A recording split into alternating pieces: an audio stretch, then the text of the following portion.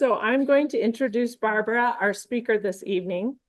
Boise is her home and has been since she was young.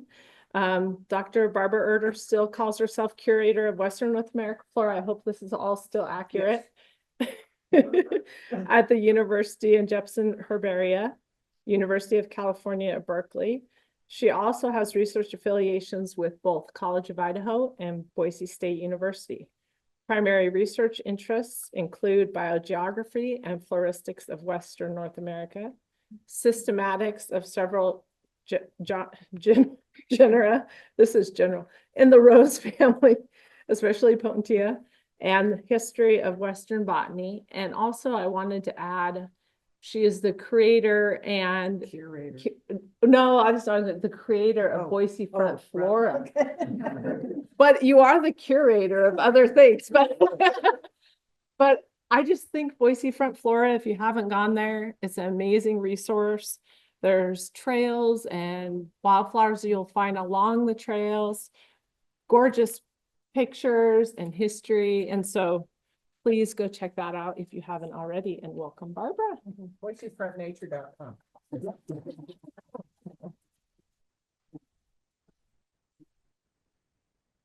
Well, thank you. I'm finally here to give this talk. It's on a trip that my sister Karen and I did back in 2018. And I'd been working on it, having ready to go to present to this group in spring 2020. But something came up.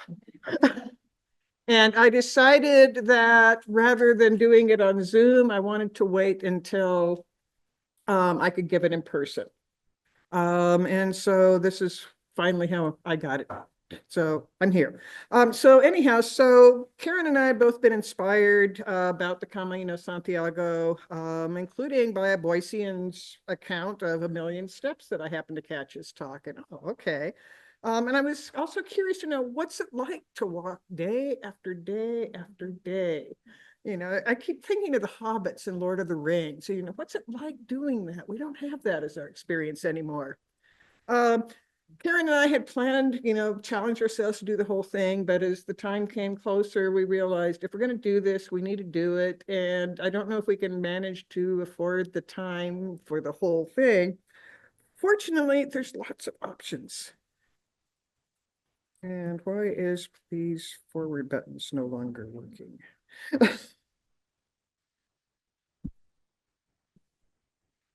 Okay, many options. Oh, this is okay. You all hear about the main one that you start out on foot from the French side of the Pyrenees and you walk the entire distance to Camino Santiago. Turns out there's all sorts of other easier ways to do it. You know, you can kind of choose. I mean, you can go all the way to the Fulsa part where you stay at high-end hotels and they drive you to the beginning and end of your trip every day. We ended up getting the assisted version where we just did the last quarter of the Camino and still did the walking ourselves. But we had there's a specialty tour group that will arrange where we're staying each night, plan our route, and move a suitcase for us from day to day. And I said, that's about right. And so our choice was the 11-day assisted. So we did the 200-kilometer walk. I mean, no, it's not the full, but 2 kilometers is still a pretty good chunk to walk. And the tour company got us started, Fresco Tours for anybody's. They got our credentials, you know, everything we needed signed up to do, gave us our little thing to fill in the tours, gave us our scallop shell to wear. And so we did about, and I guess the accommodations that came with breakfast, and even assured that we had gluten-free since both my sister and I were gluten intolerant. 8 to 15 miles per day, personal choice of whether to walk with other members of the small group, solo, whatever speed. And because of the shortened version, we could also combine it with a pre-tour or pre-Camino tour of Spain, which I wanted to see other parts of Spain. And I couldn't figure out how to bring what I needed for a tour and not have to haul it on my back. And this answered that question, as well as it turned out to be a particularly useful way to get it. So We got to see other parts of Spain. I made a special effort to pay attention to any natural history components, especially for this talk, even off season. And then we took a train to get from the end of the tour in Barcelona to the start of the walk in Ponferrada. And as I mentioned, the tour turned out to be an unexpected preparation for the Camino. Lots of food for thought to weave in. I found a foundation, this deep history of Spain, the extensive human occupation, Christian expansion of Middle Ages, the Islamic expansion, Reconquista, post-Columbia interchange, rise and fall of the Spanish Empire, and also that this was a country that had fallen under fascist control and come out the other side. And remember, this was the first Trump presidency. So how did the Camino de Santiago fit into all of this? Okay, so human history of the Iberian Peninsula. It's actually one of the oldest places in Europe with human occupation, going back 900,000 years that they found Homo sapiens, not necessarily sapiens, even in near Burgos in northern Spain. Paleolithic rock art in the Cantabrian Mountains, megalithic culture, the Celts arrive, Roman occupation, Christianity arrives. During the Middle Ages, we had the Visigoths became the dominant group. The Iberian Peninsula, wasn't modern Spain at all. It was divvied up over the centuries in multiple different ways. And gradually, after the rise of Islam, it expanded from northern Africa into Spain, less than 60 years after Muhammad's death. And the rule lasted over 700 years of Islamic rule. But this wasn't a solid thing. It devolved into petty kingdoms that didn't always get along with each other and make alliances with Christian kingdoms. And, it was not this simple division, I found out.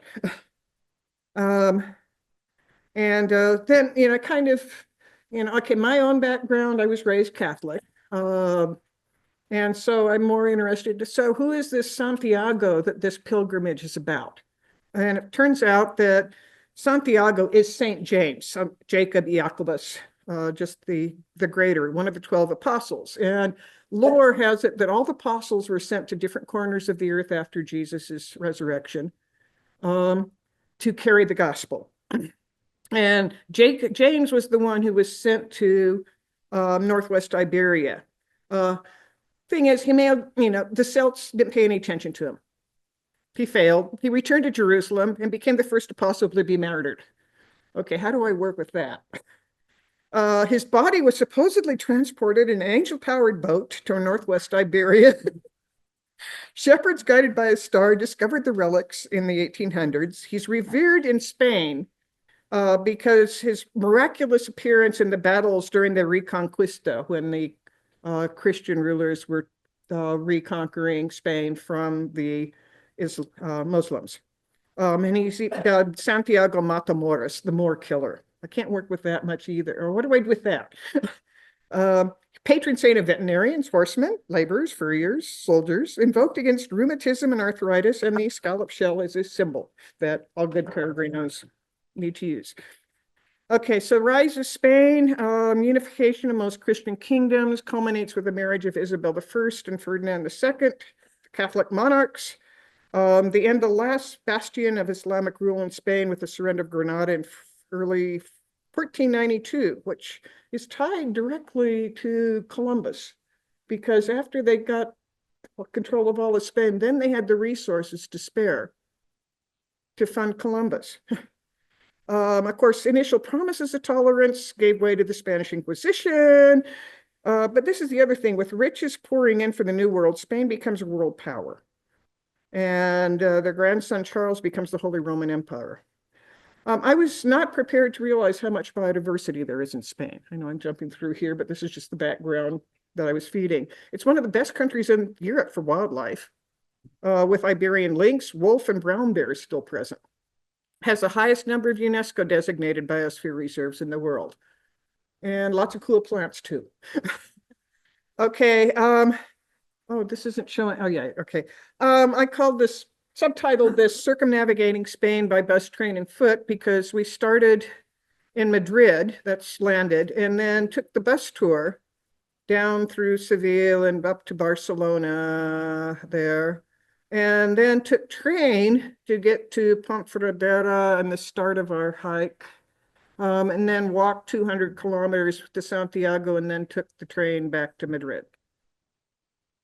Okay, so trying to go through the tour part quickly, just, what are the things that might be most meaningful to this group? And first, or at least natural history. What's green in Madrid? Believe it or not, the brown bear is a symbol of Madrid. And you can even find it on manhole covers, which I thought was fun. And it's also interesting that the feeder freeways are underground. So the parking areas are underground, and then you come up and enjoy the inner city. That's a cool idea. Okay, and then we also went to Toledo. I'm just kind of skipping through some stuff here. Some of the plants, Tribulus terrestris, but native. On the other hand, there's naturalized agave from the New World. And just keep in mind that this contact with, the Colombian contact with the New World was a two-way flow. And this really came through on this. Cool stonework throughout Spain. Can't resist, even if with a little fig growing in the cracks. So heading on south from Madrid, this is what the landscape looks like. Mostly cultivated, but and even the forests are often plantations. We stopped at La Mancha. As happens, I had chosen Don Quixote, which I'd never read before, as my reading material, which, I could go into a whole, that was mind-blowing. If you've never read Don Quixote, it's a weird thing. But this is one of the, this was apparently the actual village. There is a village of La Mancha, and that's supposedly the bar or the tavern where certain episodes happen. But La Mancha is also known for its saffron. So there's the botanical connection. Okay.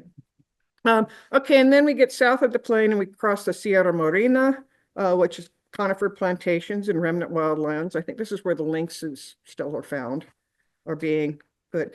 Okay, so we're into Andalusia. This is the main area that's had the Moorish influence for longer. So going to Cordoba and then Seville. And I'm never sure which pronunciation I'm going to be using for this because in Mexican Spanish, a C is pronounced as a S. In Castellan, it's pronounced as a F often.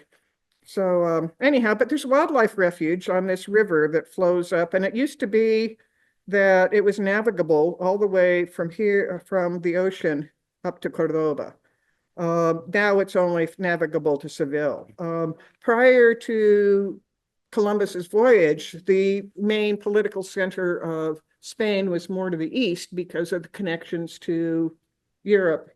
But then it moved to closer to the Atlantic when that became their main thing. So there's a wildlife refuge that I could have spent more time on. I was really interested. Okay, for those of you who know, I've spent some time in the Middle East, so I'm totally fascinated with the whole Islamic culture. And especially that's why I kind of wanted to say. And the fact that we had some Muslims on the same tour group and I could help experience this through their eyes made it particularly poignant. So this Grand Mosque Cathedral in Cordoba was purportedly the site of the Christian Basilica under Visigoth rule, though I've read things as, maybe not. Definitely, though, after the Islamic conquest in the 8th century, it was initiated, expanded in following centuries, beautiful Islamic architecture. Does that show up in my little pointer when I do this or not? No, it's not showing up. Okay. But after it was the Reconquista, it was then gradually being converted into a Christian place of worship. And it actually has a cathedral, a Christian cathedral built in the middle of its Islamic mosque. At some point, instead of converting the whole thing, it was decided to keep both. And so you have this weird contrast of architecture side by side, and the nave for prayer is still there. It's also been declared a UNESCO World Heritage Site, but it was one of the top things I wanted to see there. So thinking of Sevilla as the capital of the New World. I mean, this is where the tomb of Christopher Columbus is. Okay, we think that the significance of 1492, Columbus sailing the ocean blue, was what happened to the New World. It happened in both directions, that there was influences, and the extent that, again, as I mentioned before, it was the surrender of Granada in 1492 which allowed this resource. But the riches pouring in from the New World, Spain hadn't been a world power before. You know, basically they became an empire and a world power because of all these riches pouring in from the New World. And I never really realized that. You know, it's kind of obvious in retrospect, but just the significance. One of the other things that I wanted to see in Seville is the Alcazar. It's another Islamic area citadel, gradually expanded, but actually reached its current stage under the Christian rulership of Pedro I, who, you know, expanded it as a Mudejar style palace, whatever that means. Anyhow, it was pretty cool. There's the Gardens of Alcazar, a beautiful place to go visit. Of course, this was the time that Game of Thrones was still popular. So for me, it was, this is the filming site for Dorne. And I could include more filming sites, but I kept it down to a minimum. Okay, so then heading east from Sevilla to Granada. Just here's some of the countryside, you know, limestone quarries. And so Granada, and also point out, actually, yeah, just a high-speed train from the coast, olive orchards, lots of olive orchards all over. Okay, Granada, you know, I figured, you know, my sister said, okay, if you had to choose where to move in Spain, I think Granada would be where I would go. Partially because I just barely got to learn the architecture, but you got the real Sierra Nevada right outside, the original Sierra Nevada. And this is one of the places that you can go to both up in the mountains or to the coast as a day trip. So kind of cool in that regard. Pomegranate's the symbol. Botany, okay. Alhambra is, again, the place to go and check out. That, again, I had to go for all this fantastic Islamic. I could have done the whole show just on Islamic architecture, but this is the Native Plant Society. So continuing east of Granada, it was kind of cool. We visited these cave houses. These underground houses that I think that the one we visited has been set up as a B&B. But okay, that was kind of cool. Continuing east, well, northeast up along the coast to Valencia. Just again, I know you could spend more time looking at some of this and I could talk about it, but I'm just trying to give you a sense. Okay, Valencia, this was interesting. What's its solution? It used to have serious floods from the river. What did they do? They moved the river. They didn't stop for the last flood, though, I've noticed. And I'm not condoning it. I'm just saying, okay. And then they built this really fancy new city in where the old river plain is. Another botanical thing, horchata can be made from multiple things, but one of them is a species of cyperus, the roots, called tiger nuts. So anyhow, so then we'd go up the Mediterranean coast from Valencia to Peninsula to Barcelona, which is the capital of the autonomous region of Catalonia. Okay, Barcelona, I skipped a few things when I was calling it the last minute here, but just, okay, have to mention Barcelona, it's a cool place. And Karen and I spent a couple of extra days at the end of the tour there before catching the train. And I'm not, again, talking much about Barcelona, other than a few highlights. Not all tourists go and check out the Castle Montjuïc, Mount of the Jews, I think, Catalonia and the Franco regime. But the fortress to Barcelona is what the Bastille was to the Paris or the Peter and Paul for St. Petersburg. Both the citadel and prison, generations of captives awaited their sentence in it. Then from atop the tower, a black flag would be raised, signifying the execution. And one of the people executed was the only democratically elected incumbent president in Europe. And this was under the start of the Franco regime, which he had allied himself with Hitler. So anyhow, And then I do spend a little bit of time here on the Sagrada Familia, as most of you may have heard of it, or the Expiatory Temple of the Sacred Family. Which is interesting that the financing was dependent on donations made by visitor and the public. I think most recently they have switched over to something to get it finished. Construction began in 1883. I mean, it's been going on for a while. They actually say that it's going to be finished next year, except for the front steps that intrude out into a major road, and they're working on that. The exterior is symbolic, the centenary of Gaudi's death. I mean, the first architect envisioned a classic Gothic style, but he was left and was replaced by Gaudi, a big architect who's associated with Barcelona. And was going to be it's amazing. I mean, the detail, the different architectural styles, it's absolutely amazing.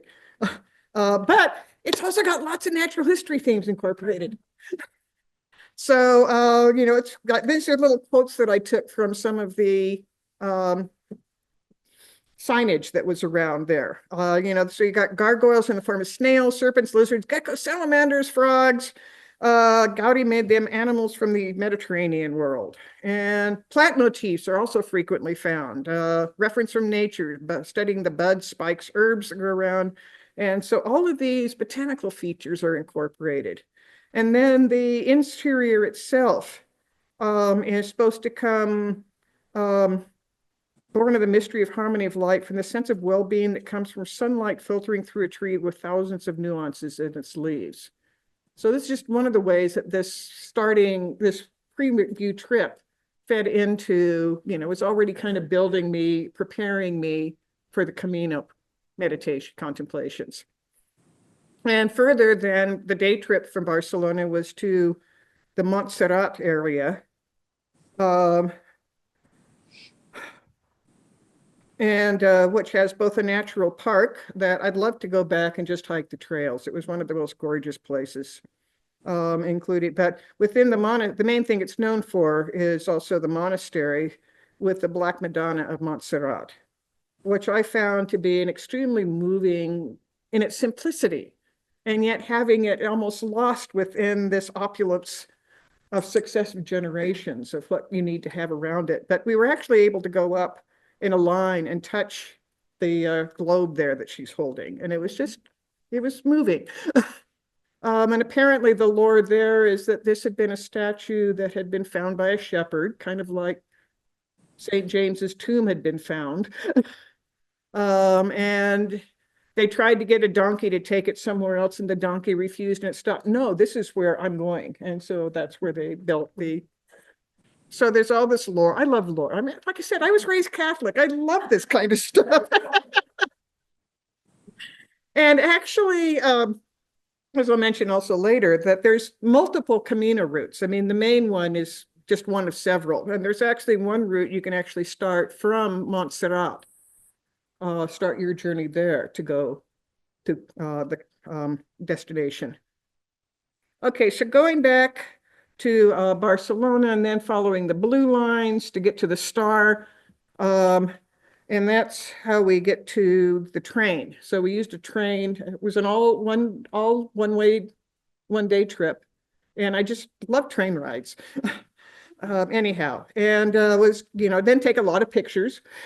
So and just kind of sense, first we're going up the Ebro River Basin.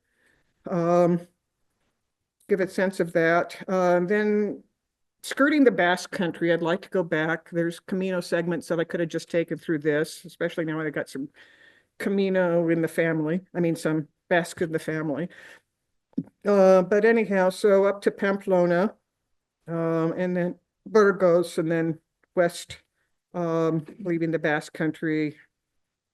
Just some more views of aqueducts and windmills and wind farms.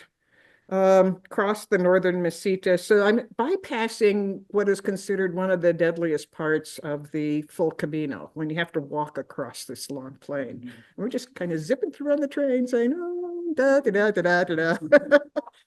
But then entering the Cantabrian Mountains. and arriving at Ponferrada and having time to go and check out their main thing, which is the Castle of the Knights Templar. Which, okay, that's some interesting history to kind of think about too. But of course, I had to look at the floor of the castle and all the things that were growing in the rock walls and everything. Okay, finally, Camino time. See, I thought you'd get there eventually. So, okay, so why do the Camino? Everyone has their own Camino. It's undertaken for a variety of reasons, but often including the question of, why did this idea speak to me? Why did I decide to do this? My own Camino was more solitary and contemplative than many. So taking time to observe and reflect on the surroundings. So, I didn't spend as much time getting to know people like you read about in movies and books and whatever. But this is the Naturalist Camino. So just for its a history, it was a Celtic pilgrimage route to Finisterre, which is the far point of land at the edge of the ocean further west of Santiago. It was the third most popular pilgrimage destination in the Middle Ages, after Jerusalem and Rome. Declined after the Black Death, the Protestant Reformation, political unrest in the 16th century. It was this guy, Don Elias Valina San Pedro, in the 20th century, who basically decided to revive it with the idea of marking a route using modern possibilities that with yellow arrows. And I like this quote that after being stopped by the civil guards and caught with a can of yellow paint in his hand, drawing striking yellow arrows, they asked him what he was doing so close to the French border. Preparing a great invasion from France was his answer. So modern details. Okay, so I kind of marked in, you can see that the kind of, it's the orangish one that starts from just on the other side of the Pyrenees in France. That's the best known route called the Camino Frances. And that's 780 kilometers. But I read somewhere only 10% of pilgrims do this full length. You'd think that's the only way to do it. No, there's lots of options. If you want, you can get the official Compostela certificate. That's mine that I ended up getting. You have to claim that you've done the pilgrimage for spiritual and or religious reasons. There's another document you can get just to say you've done it for whatever other reasons. And most of us can get away with saying spiritual. And to get the minimum you need to do is only 100 kilometers by foot or horseback, or 200 kilometers by bicycle. And since we started at over 200 kilometers, easy. And then you also have to get your 2 stamps per day in your pilgrim passport. Which is fine. You start wanting to see, I want to get another stamp. I want another stamp. And basically just about every place you go by on the route is a place you can get it. Place where you stay at night, place where you get your tea, place if you stop in this church that's open to look at. Yeah, the cello stamps available for most lodging, eateries, cellos are what they're called. Anyhow, so reminder, we did the 11-day assisted self-guided walk. Which included having our luggage moved each day, which was nice. Okay, here's some of the rules I came up with. Follow the yellow arrows. You're always having to look for the yellow arrows. Sometimes there's alternate routes you can take too, but follow, and they sometimes are a little bit cryptic to notice, but if you can keep following them, you get there. Rule 2, take care of your feet. And we even found a automated pharmacy to get supplies for your feet. And I got through all this, by the way, with essentially no Spanish. I mean, partially because I'd already had it lined up. So I just have to walk into the hotel and say, fresco, and they'd say, oh, okay. But, to get, I ended up with a heat rash. They don't talk about heat rashes quite common on your feet, around my socks. So I just walked into a pharmacy, kind of, pointed at it with a sad look on my face. Oh, you need this, which I need a prescription for in the States, but there they just sold it to me. Rule number 3, take several breaks a day. I mean, this is, again, we were not in that big of a hurry. We only had to do a certain number of miles, and you could actually, if you were really after it, you could have done it by noon probably. But no, we were trying to, that ties into number 4, savor the journey. That was my number one rule. So take time to look around. So a typical day for Karen and me, there'd be the morning rush hour of everybody leaving where the town where most of the housing was, but we'd lag behind because we weren't in a hurry as long as we got to our next spot. And so eventually the main crowd got ahead of us, and I just take time stopping, taking notes, taking pictures, which is what you get to see. Karen and I would sometimes walk together, but we would often spend time walking solo, each of us. And then we catch up for our next break point. Because I like kind of just being able to observe and contemplate on what I was seeing. We'd stop for a mid-morning, what I called our tea and tea break. Karen would go for coffee, but I'm tea. Would carry our own lunch with us to make sure it was gluten-free. Then we'd usually have a mid-afternoon sangria break shortly before reaching our destination for the mid-afternoon. Locate our lodging, and then find a place that would have a menu de peregrino, which was served at a earlier time than your average Spanish dinner, which would be when we already wanted to be in bed for the next morning. Okay, so 206 kilometers, that's 128 miles in 11 days is what we did. So just a kind of a sense of, and this was in northeastern Spain. Okay, the Camino finally begins, leaving Ponferrada and going through agricultural country with poppies and white pumpkins and stork nest on a thing and a little church and just a freeway to walk by. I mean, we're not in the wilderness. Just some interesting, the various graffiti was often the most interesting stuff to keep an eye out for. Just join the heart of the Bierzo wine region. Oh, I brought a bottle of wine to share that can be opened and shared afterwards that I was able to buy locally from this Bierzo wine region. So, I mean, we just got used to red wine, vino tinto. I learned that much. So, anyhow, familiar faces. So they actually have annual willow herb, which is native here in the foothills, is a weed there. California poppy has made its way there. Horseweed has made its way there. So again, we sent a few things in the other direction. Okay, and then next day was following the river, different kind of stuff. My feet hurt, shut up and walk. Okay, yeah. Okay, and this is, okay, the first, I decided to include some of the direct quotes. I mean, I didn't take a full journal, but I did write little notes throughout the days of the walks. Then the ones that I thought worked well with this, I've added them in quotes here, as well as ones that aren't in quotes or ones that are also my ruminations done at a different time. But, just I like juxtaposition. So the combination of flowing water and traffic sounds. This is an example of the kind of stuff that would strike me. More plants, including a potentilla, yay! And hops and blackberries and lichens for Roger. There you go. More plants and interesting geology too. And again, I could spend time on all of these. I added this thing where passing Peregrino. Peregrino is what pilgrims we are. We are in the middle of nowhere. And I thought, no, we're not.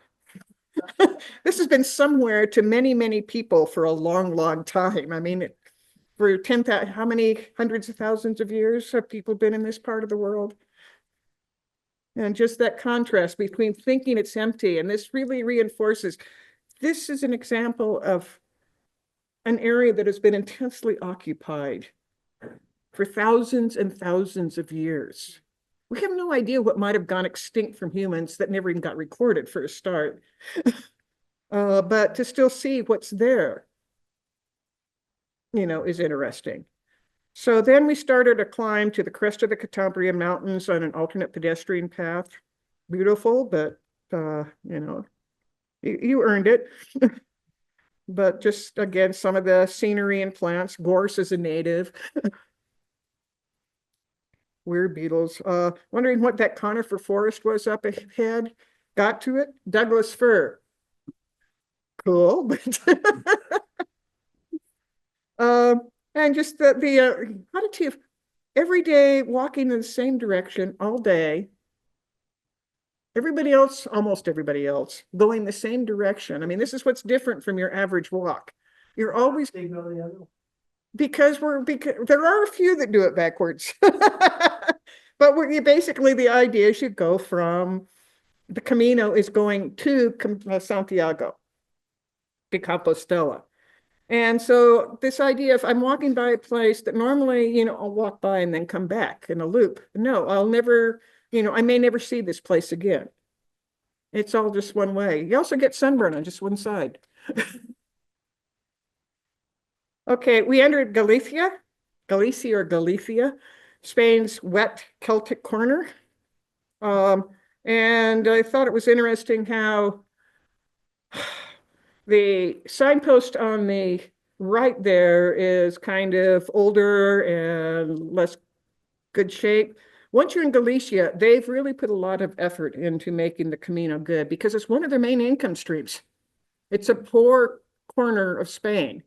Another one that like Catalonia and Barcelona is semi-autonomous, has its own variant of the language, which is somewhere between standard Spanish and Portuguese.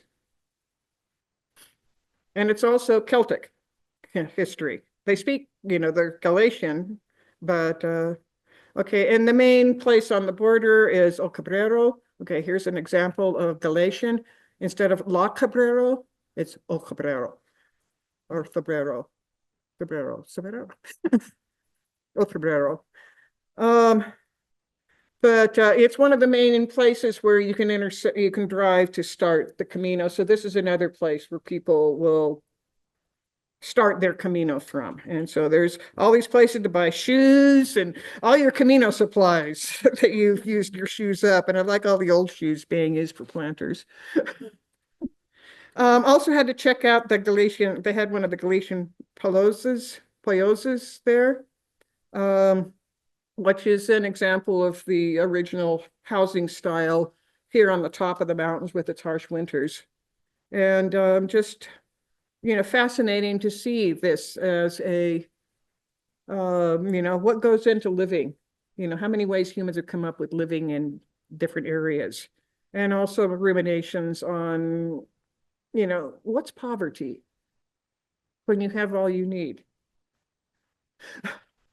Okay. If you actually do have all you need is the next question. Okay, so going along the summit and the west, then down the west slope of the Cantabrian Mountains, we're starting to get more and more people joining the Camino. A little bit of the musing on the forests, even though there was a deer crossing sign at one place, just realized I'm not hearing birds, I'm not hearing insects. I'm not seeing squirrels in spite of all of the acorns and chestnuts that are lying there. And more landscape pictures along the route. And the idea looks, I wrote in my book, landscape look ancient and unchanged, but it's actually constantly changing. This theme of change was one of the things that kept coming back to me. This ancient chestnut tree, but badly coppiced. I felt sorry for it too. Just the enormous amount of things this wondrous tree must have seen. And then my ruminations on old oak trees lining even older paths. Who first trod this way, widened, smooth, and rock-lined over the centuries, now briefly used by peregrinos? Who will follow in our footsteps? Misty mornings, with a moonbow even one morning. That was kind of fun. But misty morning, one cloudy. And a text I sent back home.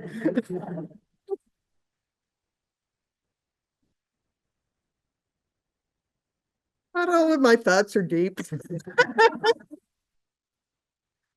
Okay, and then we get to Saria, which is the 100-kilometer starting point for the large bulk of people who just want to do the minimum. And where you get the bus tours starting from and offloading their group of people in the mornings and picking them up later and having to walk along. I like the Peregrino crossing sign there on the freeway. But we're getting increasingly urban in places, following highways, passing factories. This caught my eye in Milady. And I went with my comment, I hope it's not open season on Peregrinos. Bad enough having taxis prowling like wolves looking to pick up or pick off the weak and straggling. That's what it always felt like. I mean, if I, worried, okay, what happens if I can't make it all the way to where I need to be tonight? Call a taxi. They gave us the numbers. Okay, and in spite of all this, there was still a lot to see and savor. Big slugs included, like more lichens, heather and gorse, lots of that. Eucalyptus plantations too. I'm not sure if I got those in here, but snails, I just kind of whatever I threw together. And I was starting to really get into shadows that day. Just having fun with it. And I also paid attention to the geology going from granite in the bedrock. It had been slate and now we're going into granite. And to see how the available geology dictated what you used for your building material. Obvious, but it was kind of interesting to see.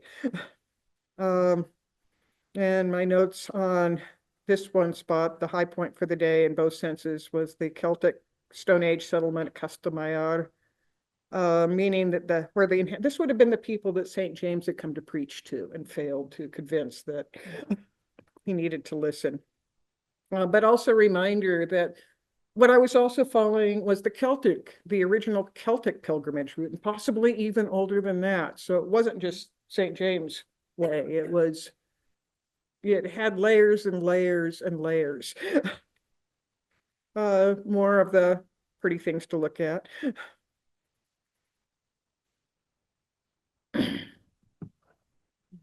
Another lichen. Are we there yet? Okay, another thing I wrote in my book of engaging all the senses on the Camino, taste of blackberries, scent of cottonwood and eucalyptus, freshly turned soil, cow and pig shit, feel the breeze, sore tired feet. No, that's still the same blackberry. Yeah, sound of birds, traffic, chatting pilgrims. I mean, it was all just kind of blending into. And then there was the inspiration and humor from fellow peregrinos. My sister Karen really had fun with these, but I can't get it all, but just examples, okay. Okay, first view of the cathedral that was destination, which shows in the right-hand picture there with the long view lens collapsing the distance. The Mount Joy, it's called Monte de Gozo, because that's where you can finally see, I see the cathedral, yay! Of course, then it means, okay, now we got the long trudge through the outskirts of the city to get into the center. This is not quite as fun. Last day, walking from the past back into present. But we made it. Ta-da, ta-da! And actually even caught the special mass that had the swinging of the big incense censer over that was pretty cool. Didn't include that in this kind of thing. So anyhow, going on to some of the reflections from all of this. So what's the impact of such a long history of human occupation, including successive conquests, empires, and fascist governments? And then much will be lost in the coming decades. How much can still be saved? What's it like to wake up for 11 days in a row with nothing on the agenda, but deciding, what'll I do today? I think I'll walk through countryside I've never been before for 11 days in a row. That's pretty nice, actually. Okay, and then more reflections of recalling spider waves are what I use for weaving thought, with weaving being kind of also one of a woman's special skills, and that's how I work, weave all this weird stuff together. And I realized one of the main things that I was reflecting on was ecological grief, looking for reasons to hope, inspiration to fight. And that decided that we must accept that much will be lost no matter what we do at this point. But we can focus on what can be saved instead. And that even in a wounded world, there is beauty to savor. And that's kind of my number one personal take home from all of this. And I actually did figure out how to weave St. James into it too. If you recast Moorkiller metaphorically and internally, that, you know, the idea of fighting the things that need fighting and you're, you know, including within yourself. And I really like the idea that, okay, the more I thought of it, the more he represents failure within his lifetime. He went to try to bring Christianity to the Celts and failed. But hundreds of years later, Spain is Christian. And this idea that, okay, let go of the idea that something needs to be accomplished in your lifetime. And instead, get inspiration. You do it anyhow. And I used, you know, this one, the oak seedling. What I wrote in my book was the oak seedling is a symbol of hope and trust in the future. And then added, the oak casts its acorns, not knowing which, if any, will be a link to the future, but casting them nevertheless. Okay, changing gears here for the ending of my thing, because I realized, could we do this without having to fly to Spain and have all of that carbon footprint and time and money? And actually, I mean, the Camino de Santiago is the best known, but it turns out that many countries in Europe and elsewhere have similar walks. I mean, I would have loved, if it hadn't been for COVID, maybe I would have followed through. And the next one I thought caught my attention was the Dalmatian coast. There's apparently a fantastic walk along the coast. The west coast of Ireland is supposedly great. And, you know, there's a lot of them. And okay, people, you know, I mentioned this to people and they say, well, what about we have the Centennial Trail. And I says, not the same. And I'll get to that. So anyhow, so here's the benefits of walking in natural and rural surroundings. I mean, the unparalleled value to physical, psychological, and spiritual well-being. I figure walking is one of the best exercises you can do, especially as you get older. And then there's the forest bathing aspect. It's a walking zen. And it's wonderful. You recenter yourself on these things. Just working on this talk helped me get recentered from the memory alone. It's also an excellent way to get out and learn about and experience the local cultures more than just driving by. You know, you're walking the whole thing. And it turns out it's also, as I found out from Galicia, can be an important income source to struggling rural communities. I mean, this could be useful in parts of Idaho. Okay, so and then here's the thing. Okay, one of my favorite places where we spent the night in rural Mestas. So, you know, it wasn't the spiritual component that attracted me. I wanted to know what it was like to cover a long distance, which I could admittedly do on Pacific Crest or Appalachian Trail, but not with soft beds and restaurants every night and places to stop for a glass of sangria in the afternoon. Okay, so here's my proposal. And I've got way too many things to follow through, but remember I just talked about planting seeds? Okay, so this is the Treasure Valley Heritage Loop that I'm kind of throwing out as one possibility. And how it might work is, you know, okay, I start in Boise, why not? But, you know, include things on Native American and early Boise settlement history, like Foot Park. Maybe I have it. The point there is going all the way up to Bonneville Point, because I think that's kind of, it covers cool ground. It's got trails to hike on, comes back. But then for the southern leg, you incorporate natural areas like Deer Flat, maybe take advantage of canals if you can get permission, though they tend to not go in the straightest line possible. Definitely the wine country and all those rural communities in the Western Treasure Valley. I mean, there's the rural ones that could use the boost. And as well as reinforcing our agriculture heritage is important. We don't want to just pave it all over. And so that it all kind of fits together. I took this version going up to about New Plymouth and then cutting back along the Payette River. The Payette River has fascinating historical as well as agricultural resources. To Horseshoe Bend, and then I was thinking, oh, you follow old Highway 55 up Horseshoe Bend Hill. I'm not sure about with Avamore going on what's going to happen then, but at least maybe you'll have places to stay in Avamore. And you can have alternate loops. I mean, the Camino doesn't have a single way you all have to go. There's places you can choose which option you want. And you could have the same here. So maybe you just want to have one that follows the green belt all the way. Maybe going one that goes south as far as the Snake River and picks up the stuff that's along the Snake River. So you could, it doesn't have to be all these things. But this loop, I added it up. It looks like it's about 200 miles. So that would be expensive. So how do you get it started? Well, you know, I've been thinking through this too. You could start with finding what segments would make sense that are already accessible publicly. And kind of designate, this is part of our future, blah, blah, blah, blah, and encourage their use. Maybe it's just, you just do little day trips, you have a shuttle or you take an Uber to the beginning and back from the end, or have a group that kind of plans it as a thing. Then you also work with landowners for additional segments, try to figure out how do you add it. You could even have intermediate things where it's only open on certain weekends. It's a special fundraiser for an organization with a, so there'd be a group that's guided and assigned the liability to be able to walk the canals through your property. Yeah. And, here's, one of the chicken eggs is, okay, for this to work, there's got to be places for people to sleep and eat if you want to do it day after day without having to drive back home to Boise or wherever.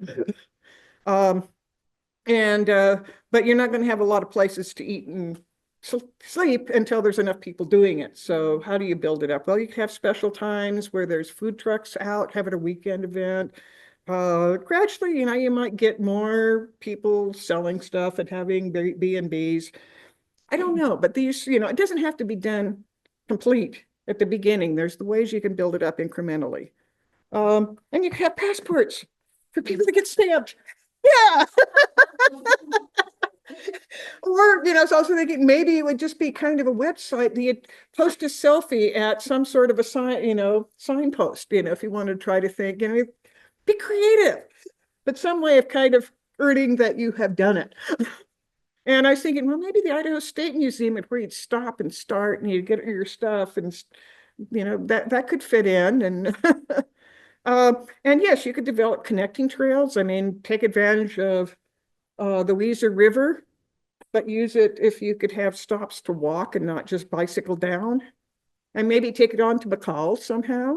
And maybe also take the old road that's on the other side of the river connecting Boise to McCall along the Payette River and go through, I don't know, there's just these other things you could do. I also thought if you wanted to get one that was more religious themed, well, work out of St. Gertrude's Monastery in Cottonwood and have a loop that goes around the prairie area. Maybe even incorporate some Nez Perce history in that. I don't know. Final slide is just to think about. Camino continues. Markers no longer with yellow arrows. Cello's no longer in ink. That my Camino is continuing. It didn't end. So that's it. I actually thought it was